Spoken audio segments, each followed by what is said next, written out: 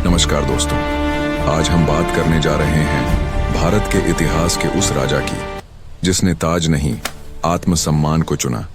इतिहास में बहुत से राजा आए और गए, कुछ ने विशाल साम्राज्य बनाए, कुछ ने बड़े बड़े महल खड़े किए, लेकिन एक ऐसा राजा भी था जिसके लिए सत्ता से ज्यादा स्वाभिमान की कीमत थी। वह राजा जो झुक सकता था लेकिन झुका नहीं, जो समझौता कर सकता था लेकिन उसने तलवार उठाई।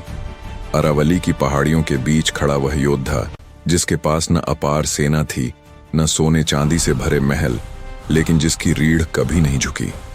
उसका नाम था महाराणा प्रताप। महाराणा प्रताप कोई साधारण राजा नहीं थे। वे उस मिट्टी की पैदाइश थे जिसने कभी गुलामी स्वीकार नहीं की। 9 मई 1540 ईस्वी राजस्थान की अरावली पर्वतमालाओं के बीच स्थित कुंभलगढ़ दुर्ग, यहीं जन्म हुआ मेवाड़ के उस राजकुमार का जो आगे चलकर मुगल साम्राज्य के लिए सबसे बड़ी चुनौती बना। उनका पूरा नाम था महाराणा प्रताप सिंह सिसोदिया। वे सिसोदिया राजवंश से थे जो स्वयं को प्राचीन सूर्यवंशी क्षत्रिय मानता था। यह वही वंश था जिसने राणा सांगा जैसे महान योद्धा दिए, जिसने बाबर से टक्कर ली और कभी भी दिल्ली की सत्ता के सामने घुटने नहीं टेके। महाराणा प्रताप मेवाड़ के रहने वाले थे। मेवाड़ कोई साधारण राज्य नहीं था। यह भूमि आजादी की प्रतीक थी। यहाँ का हर पहाड़, हर जंगल स्वतंत्रता की कहानी कहता था। उनके पिता थे महाराणा उदय सिंह द्वितीय, जिन्होंने उदयपुर नगर की स्थापना की। उनकी माता थीं जयवंता बाई, जो अपने बेटे को आराम नहीं, संघर्ष का पाठ पढ़ाती थीं। बचपन से ही प्रताप बाकी राजकुमारों से अलग थे। जहां दूसरे राजकुमार सुख सुविधाओं में पले, वहीं प्रताप घुड़सवारी, तलवारबाजी और युद्ध कला में डूबे रहते थे। उन्हें पता था कि राजा होना भोग नहीं, बलिदान मांगता है। उसी द्वार में दिल्ली की गद्दी पर मुगल सम्राट अकबर बैठा था। अकबर केवल तलवार से नहीं, राजनीति से भी राज करता था। वह जानता था कि भारत को जीतने के लिए हर युद्ध लड़ना जरूरी नहीं। इसलिए उसने कई राजपूत राजाओं से संधियां की, राजपूतों को सम्मान दिया, पद दिए, लेकिन बदले में उनकी स्वतंत्रता छीन ली। कई राजाओं ने यह समझौता स्वीकार किया, लेकिन जब बात मेवाड़ की आई तो अकबर को पहली बार सीधा इनकार मिला।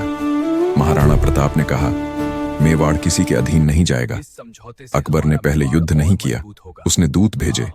मानसिंह आए, टोडरमल आए, कई समझौते रखे गए। कहा गया कि अगर महाराणा प्रताप झुक जाए तो उन्हें आधा हिंदुस्तान दिया जा सकता है। लेकिन प्रताप जानते थे, स्वतंत्रता किसी सौदे की वस्तु नहीं होती। हर बार उत्तर एक ही था, सम्मान के बदले गुलामी स्वीकार नहीं। अब युद्ध तय था। 18 जून 1536 ईस्वी, स्थान हल्दी घाटी। एक ओर मुगल साम्राज्य की विशाल सेना, हाथी, तोपें, हजारों प्रशिक्षित सैनिक। दूसरी ओर महाराणा प्रताप। सेना कम थी, साधन सीमित थे, लेकिन साहस अपार था। महाराणा प्रताप अपने प्रिय घोड़े चेतक पर सवार थे।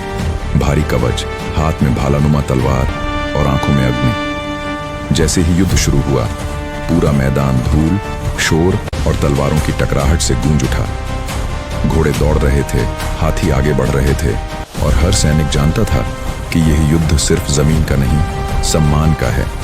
कहा जाता है कि महाराणा प्रताप सीधे मुगल सेनापति मान सिंह के हाथी तक पहुंच गए थे।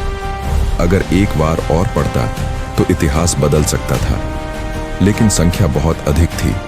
मेवाड़ की सेना धीरे धीरे पीछे हटने लगी। चेतक गंभीर रूप से घायल हो चुका था। उसके शरीर से खून बह रहा था, लेकिन फिर भी वह अपने स्वामी को सुरक्षित स्थान तक ले गया। और वहीं उस वीर घोड़े ने अपने प्राण त्याग दिए। हल्दी घाटी का युद्ध निर्णायक नहीं था। अकबर जीत का दावा करता रहा, लेकिन वह भी जानता था कि महाराणा प्रताप न पकड़े गए, न झुके। युद्ध के बाद महाराणा प्रताप ने आत्मसमर्पण नहीं किया। उन्होंने महलों को छोड़ दिया और जंगलों तथा पहाड़ों को अपना किला बना लिया। वर्षों तक वे परिवार और सैनिकों के साथ कठिन जीवन जीते रहे। कभी भोजन की कमी, कभी साधनों का अभाव, लेकिन आत्मसम्मान कभी कम नहीं हुआ। रात के अंधेरे में छोटे छोटे दल मुगल चौकियों पर हमला करते। यह गुरिल्ला युद्ध था, तेज, अचानक और घातक। मुगल सेना थकने लगी। इतने बड़े क्षेत्र पर कब्जा बनाए रखना आसान नहीं था। इस दौरान कुछ सामंत डर या लालच में मुगलों से जा मिले। यह राजनीति थी, मजबूरी थी, लेकिन महाराणा